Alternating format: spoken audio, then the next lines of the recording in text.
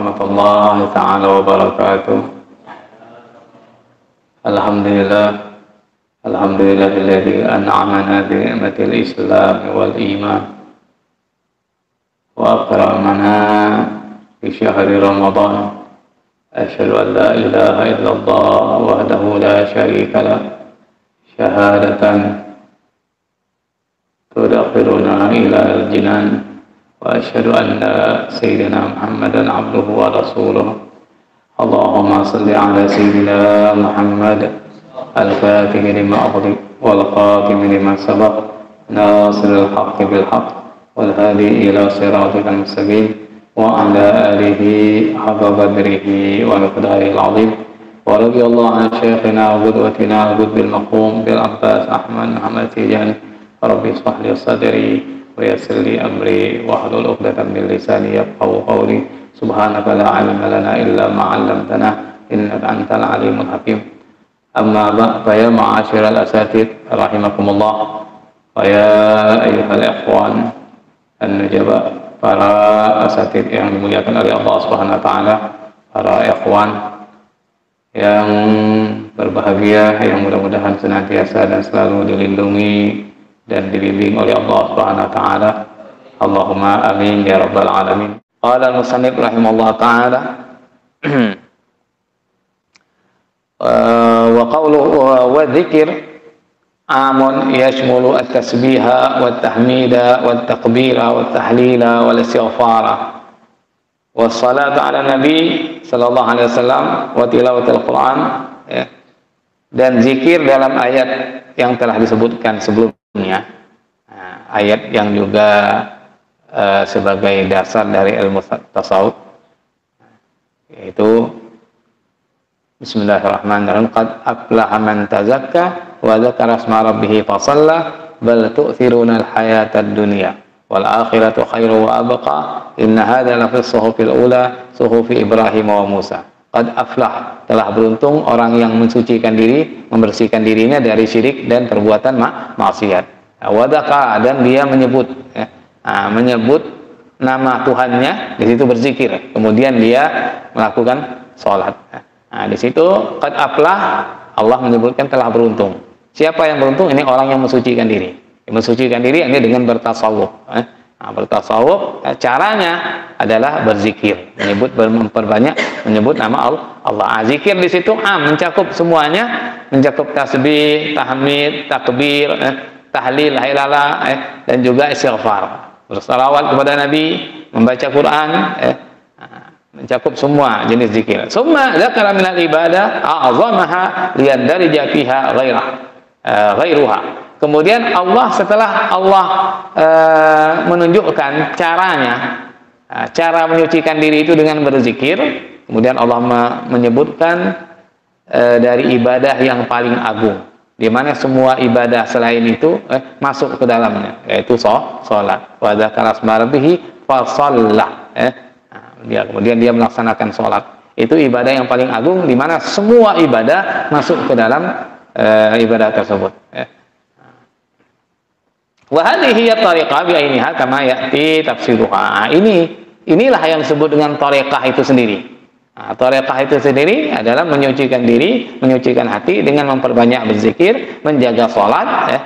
Itulah yang disebut dengan tariqah yang akan datang, penjelasannya, perinciannya nanti akan datang. Wa qawluhu, dan firman Allah Subhanahu wa taala, inna hadza la fi suhufil ula suhufi Ibrahim wa Musa.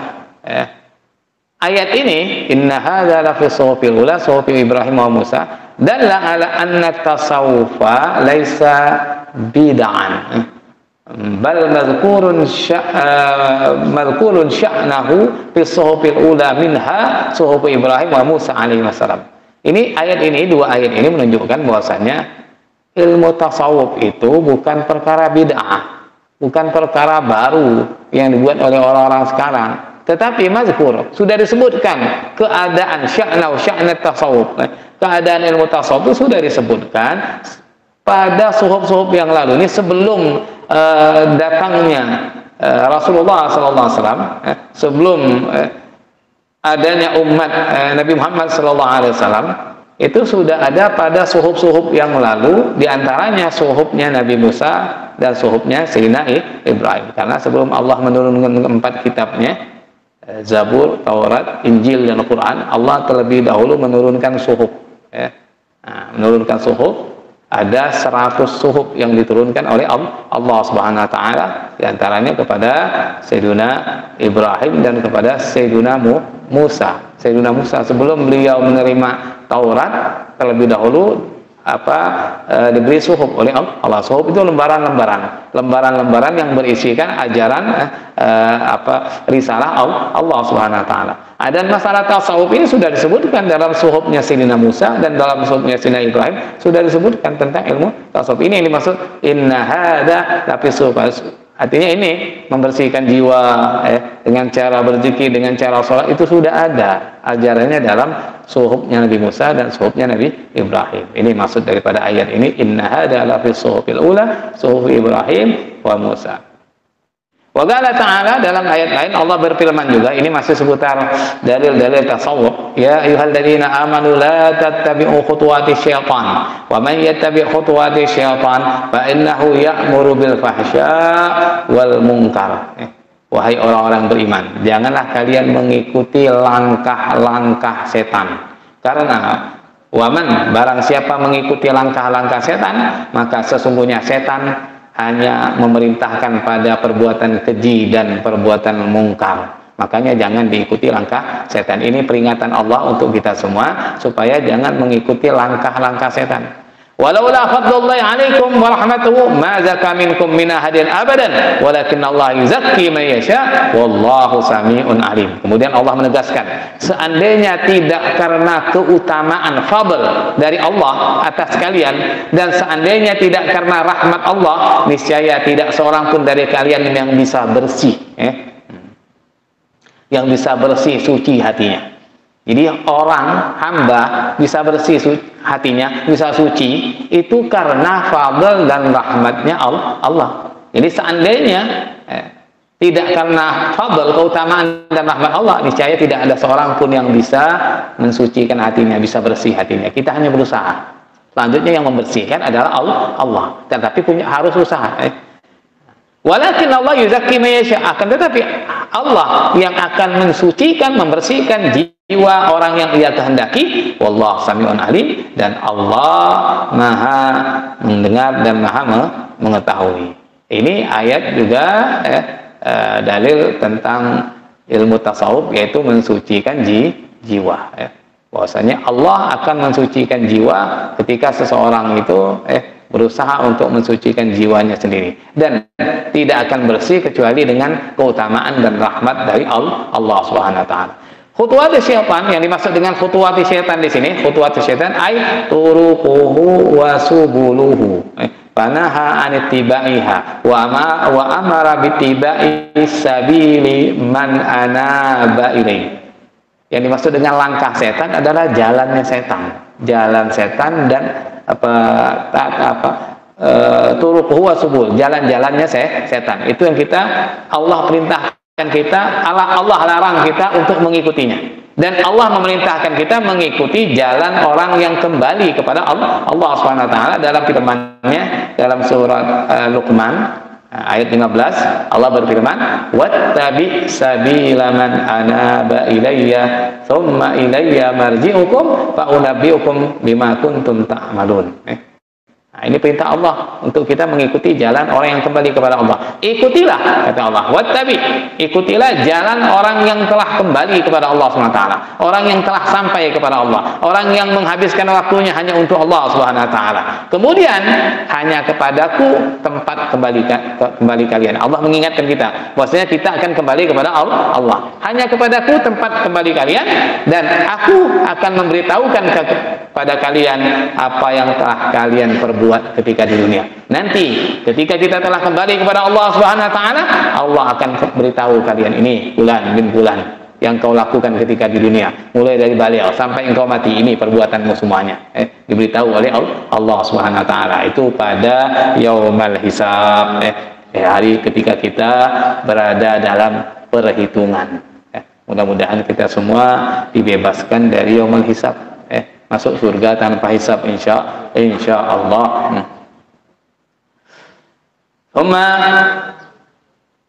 Tazkiyatul abdi nafsahu taufiqun minallahi ta'ala. Jadi bisa dipahami dari ayat tersebut, ayat surat An-Nur ayat 21 tadi, bahwa seorang hamba bisa menyucikan jiwanya, membersihkan jiwanya dengan memperbanyak zikir, itu adalah taufik dari Allah SWT.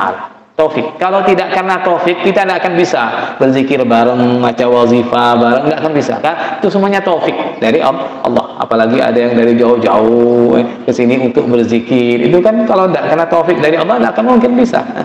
Hadir helala, ngumpul bareng, itu taufik. Seseorang itu mau berusaha untuk mensucikan jiwanya karena taufik dari Allah. Lidah apalah. Oleh karena itu Allah berfirman, "Walaula fadlullah 'alaikum wa rahmatuhu ma zaka minkum min ahadin abadan." Seandainya tidak karena fadlnya Allah, keutamaan Allah dan rahmatnya Allah, tidak seorang pun dari kalian yang bisa bersih hatinya.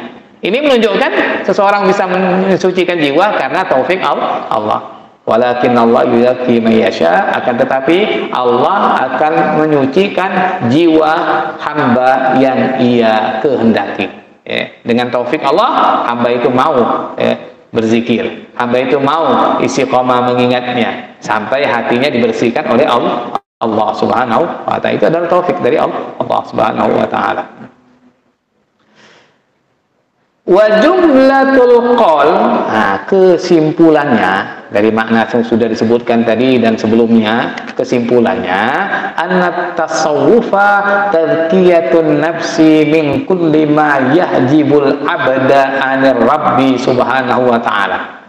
Bahwa tasawuf, yang namanya ilmu tasawuf itu adalah menyucikan jiwa, membersihkan jiwa dari segala perkara yang bisa menghalangi hamba dari Tuhan. Apa saja yang bisa menghalangi seorang hamba dari Tuhannya, dari mengingat Allah Subhanahu wa ta'ala, itu yang harus dibersihkan. Itulah yang dimaksud dengan ilmu tasawuf.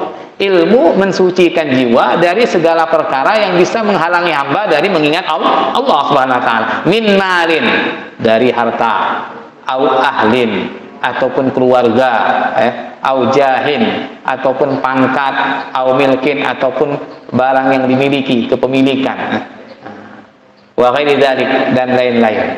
Jadi apa saja yang bisa menghalangi oleh seseorang mengingat dari Allah, itu harus dibersihkan. Nah, itulah tasawuf, itulah ilmu yang akan membersihkan dari hal itu, supaya orang itu senantiasa ingat kepada Allah Subhanahu wa ta'ala. Karena harta itu bisa melalaikan seseorang dari Allah Subhanahu wa ta'ala. Makanya Allah dalam firman yang lain juga mengingatkan untuk pada orang-orang yang beriman. Ya ayyuhalladzina amanu la tulhikum amwalukum wala auladukum an dzikrillah. Wa may yaf'al dzalika fa ulaika humul khasirun. Wahai orang-orang yang beriman, jangan sampai harta benda kalian, anak-anak kalian melalaikan kalian dari mengingat Allah Subhanahu wa ta'ala. Karena harta dan anak ini bisa melalaikan seseorang dari mengingat Allah. Makanya Allah peringatkan. Peringatkan supaya kita jangan lalai. Allah beri kita anak, Allah beri kita harta benda, itu tujuannya supaya kita ingat kepada Allah Subhanahu wa ta'ala. Bukan malah kita lalai dan lupa dari Allah karena harta yang banyak diberi oleh Allah, karena anak yang lucu-lucu, anak yang Masya Allah, sampai kita lalai mengingat Allah Subhanahu wa ta'ala. Maka diingatkan oleh Allah Subhanahu wa ta'ala. Barang siapa yang melakukan hal itu, ketika diberi harta, ketika diberi anak, langsung dia lalai dari mengingat Allah, lupa dia kepada Allah Subhanahu wa ta'ala, meninggalkan perintah Allah, tidak mau berzikir kepada Allah, maka faulaika humul khasirun, mereka adalah orang-orang yang rugi, tertipu dia. Nah, begitu juga pangkat. Nah, banyak contoh-contoh orang yang karena harta lalai dari Allah SWT. Contohnya Qarun itu kan kisahnya seorang yang taat, orang umat Nabi Musa yang taat kepada Allah, rajin ibadah, tapi miskin, melarat, ngadu terus sama Nabi Musa, ya Musa tolonglah, doakan saya ataupun kasih cara supaya saya bisa lebih baik kehidupannya. Jangan, kata Nabi Musa, kamu sudah bagus ini, kamu bisa berbuat taat, rajin ibadah, sudah bagus, sudah. Balik pulang, dia datang lagi berkali-kali datang sampai, baiklah kata Nabi Musa, diajari, kalau tidak salah ceritanya, diajari ilmu kimia sehingga dia bisa bikin emas, itu, sampai punya bergudang-gudang emas. Nabi Musa bilang, nanti kalau kamu sudah kaya, sudah banyak harta, jangan lupa kepada Allah SWT, dan jangan lupa zakat, tunaikan zakat. Baiklah Nabi Musa, jangan khawatir, jangan khawatir. Tapi setelah kaya, punya istana, gudang emas, puluhan gudang, lupa dia, lalai dia. Yang tadinya rajin ibadah, akhirnya sudah lalai, lupa semuanya, Allah dilupakan. Ketika Nabi Musa datang menagih janjinya, Qarun, mana janjimu, mana zakat? Langsung dimarahi Nabi Musa. Kamu datang ke sini minta-minta. Saya sudah capek-capek kerja, malah mau minta-minta, malah. Akhirnya ketika itu Nabi Musa minta kepada Allah, langsung dibenamkan sampai sekarang. Qarun bersama hartanya dibenamkan ke 7 lapis bumi, makanya dikenal sampai sekarang harta Qarun, karena dia dibenamkan ke dalam bumi bersama harta bendanya. Itu karena hartanya, jadi fitnah hartanya, padahal rajin ibadah sudah. Begitu juga pada zaman Nabi pernah terjadi Sa'labah yang tadinya rajin ibadah, tapi ketika diberi oleh Rasulullah, diberi diotol kambing, sampai kambingnya menjadi banyak, lupa, akhirnya tidak sholat jamaah, Jumatan pun tidak, lalai karena mengurusi hartanya yang banyak. Itu karena harta. Aujah ataupun karena pangkat, seperti Fir'aun, Namrud, itu kan lalai, tidak mau beriman karena diberikan kedudukan oleh Allah, merasa dia hebat, punya kedudukan tinggi, pangkat, mau apa saja bisa, sehingga sudah merasa berkuasa, sudah lupa, tidak mau ingat kepada Allah SWT. Berkali-kali Nabi Musa datang mengingatkan, tapi tidak mau, tetap dia mengaku Tuhan. Itu Fir'aun, karena jabatan tadi. Fayakunu zahiru wa batinu lillah wahdahu fala ya'sihi. Maka hendaklah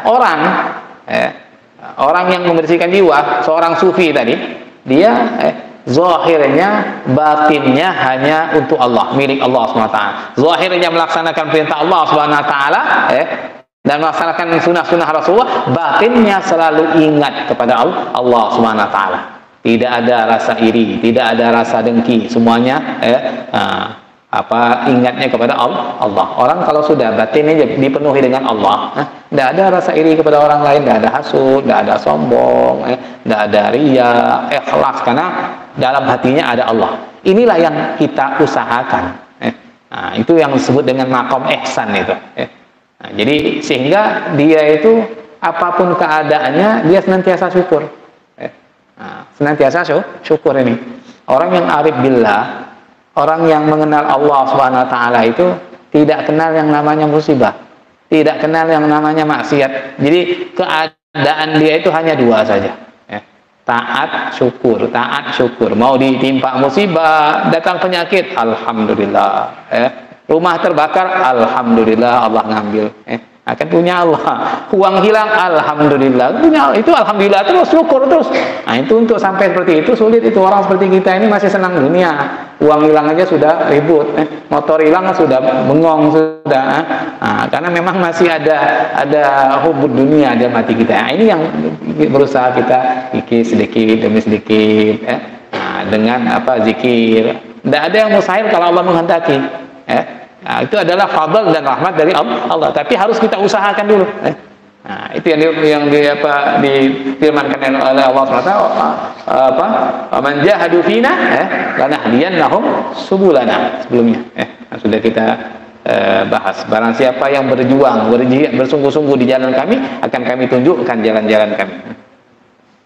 Li'annal ma'siyah kullaha hijabun jallat au daqqat qallat au kasurat. Kenapa kok kita harus zahir kita, batin kita harus untuk Allah SWT, tidak bermaksiat kepada Allah SWT. Jangan sampai zahir kita, batin kita bermaksiat kepada Allah. Jangan sampai ada maksiat batin itu diantaranya meragukan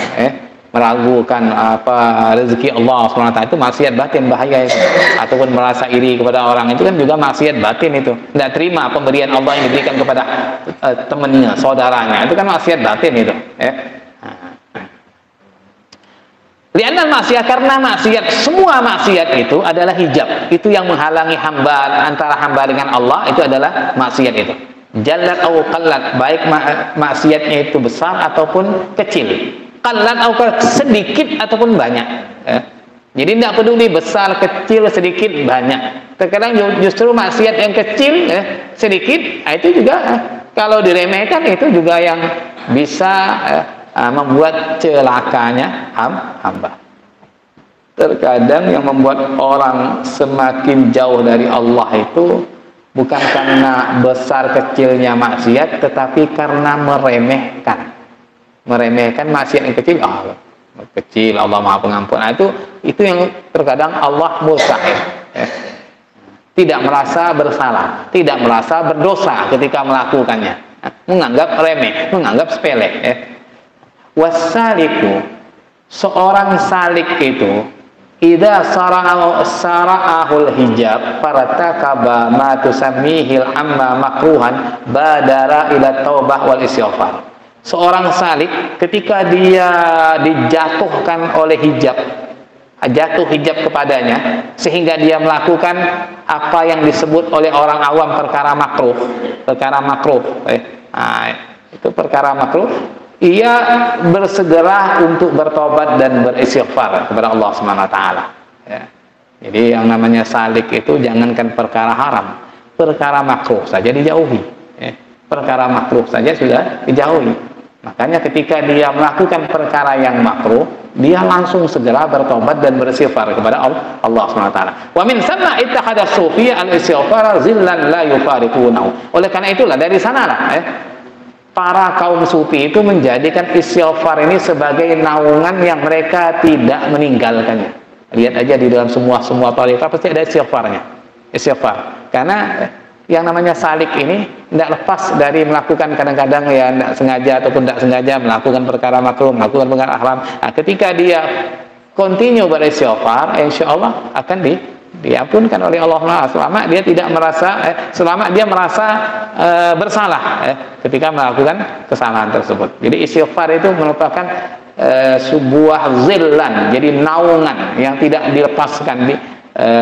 Para kaum sufi tidak meninggalkannya, artinya senantiasa mereka lakukan, itu namanya istighfar. Nah, seperti tarekah kita, tarekah Tijaniyah juga. Nah, setiap hari pagi sore kita istighfar terus.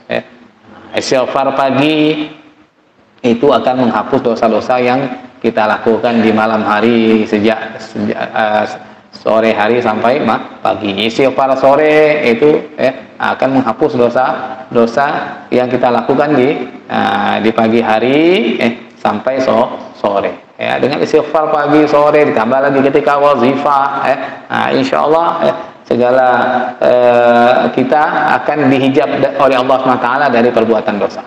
Dosa kita diampuni dan kita juga akan dihalangi untuk melakukan dosa. Itu juga makna istighfar itu bukan hanya menghapus dosa, tetapi menghalangi seorang hamba untuk melakukan perbuatan dosa.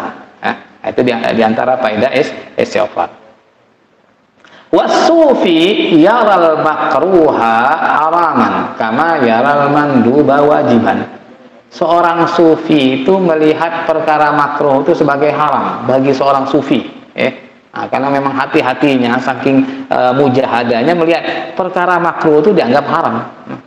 Wa yaral manduba wajib, sebagaimana ia melihat perkara sunnah itu sebagai wajib. Makanya para kaum sufi ini tidak mengenal rokhsoh, tidak senang yang namanya rokhsoh itu. Mereka mujahadah yang perkara sunnah itu dianggap wajib bagi mereka. Famanid da'a at-tasawufa walam takun hadhihi awsafahu wala hada da'bahu falaysa minat tasawufi fi syai'.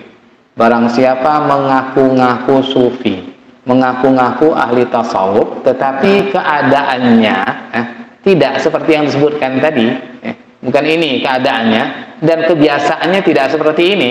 Lam takun hadhihi, hal ini, yakni tidak tadi yang keadaan perkara makruh dianggap haram, perkara sunnah dianggap wajib. Nah, keadaannya tidak seperti itu dan kebiasaannya bukan seperti ini, maka dia bukan bagian dari tasawuf sama sekali. belum masuk dalam bagian ahli sufi dari golongan tasawuf ya.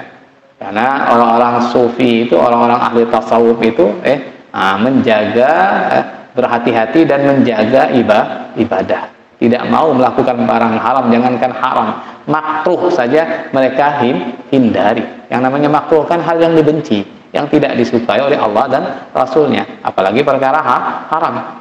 Ketika mereka yang namanya manusia kan tidak maksum, melakukan kesalahan, melakukan perkara makruh, langsung segera bertobat, beristighfar kepada Allah Subhanahu wa taala. Wa tasawuf bihadzal ma'na lam yunkiruhu ahadun. Tasawuf dengan makna ini tidak seorang pun yang mengingkarinya. Tidak seorang pun yang mengingkari. Orang yang tasawuf yang berpegang teguh pada syariat, menganggap perkara sunnah menjadi wajib, menganggap makruh itu sebagai haram, itu tidak seorang pun mengingkari. Hatta wa in kana Ibnu Taimiyah atau Ibnu Qayyim al-Jauziyah, sampai Ibn Taimiyah rahimahullah dan muridnya Ibn Qayyim al-Jauziyah pun tidak mengingkari tasawuf.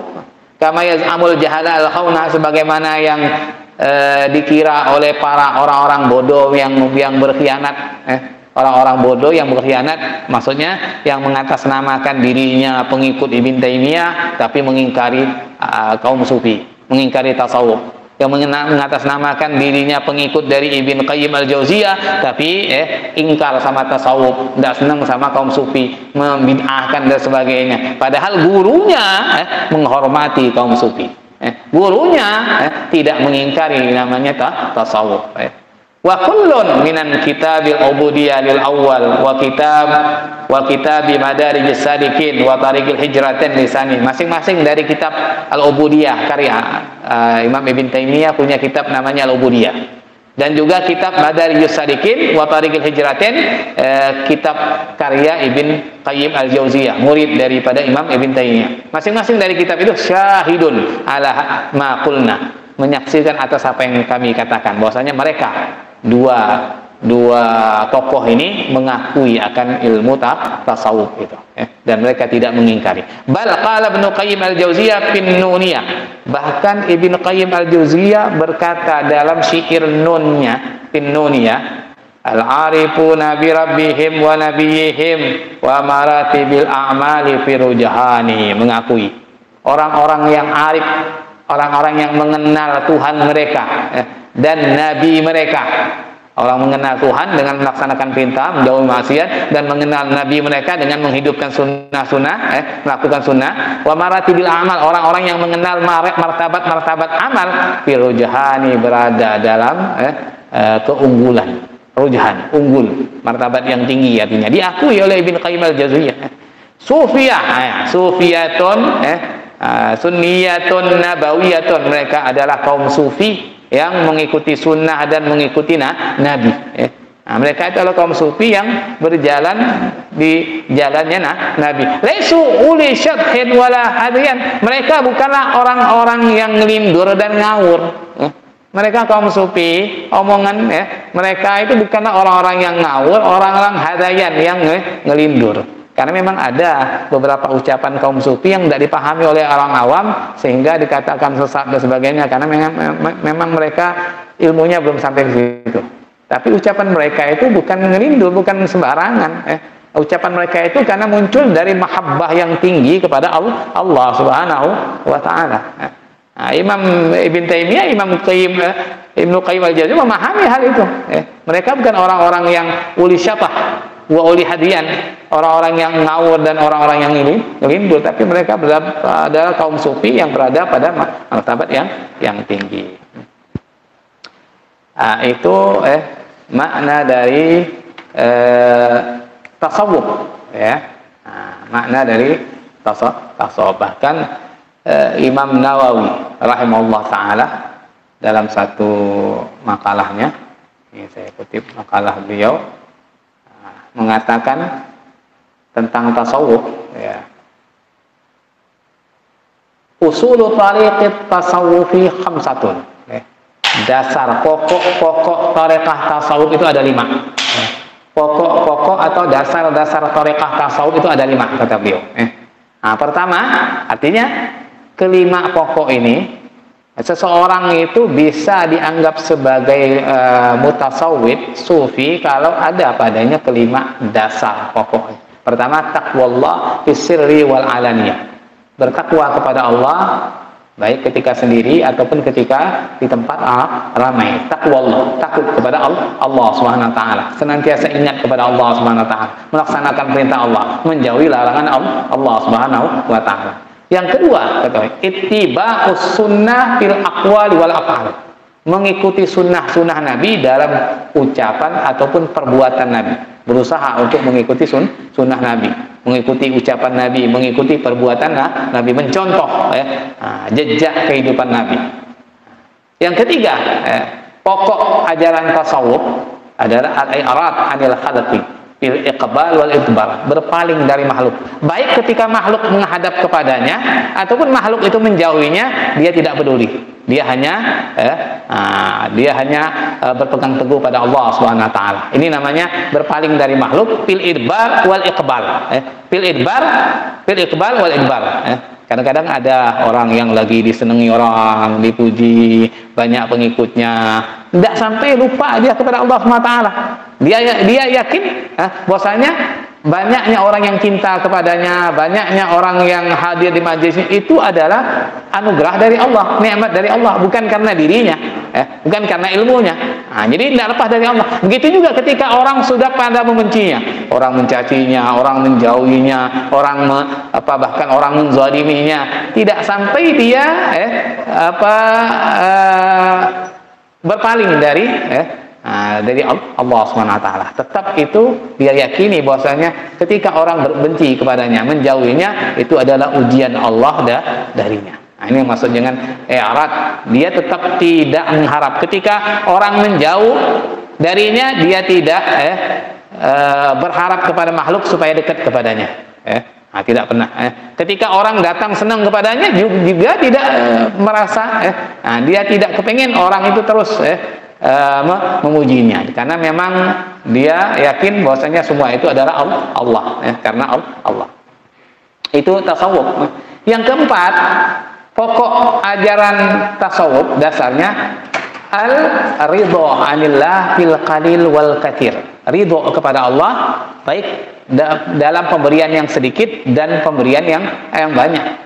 Banyak sedikit tetap ridho, banyak alhamdulillah, sedikit pun alhamdulillah, karena itu pemberian Allah. Ini kriteria asas pokok ajaran tariqahnya tasawuf.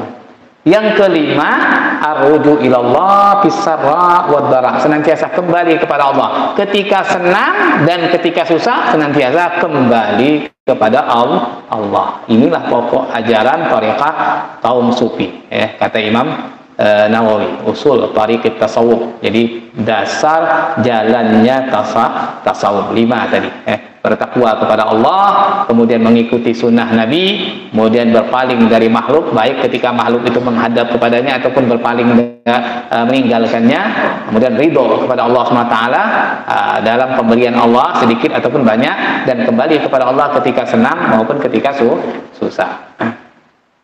A'udzubillahi minasyaitonir rajim. Bismillahirrahmanirrahim. Alhamdulillahirabbil alamin.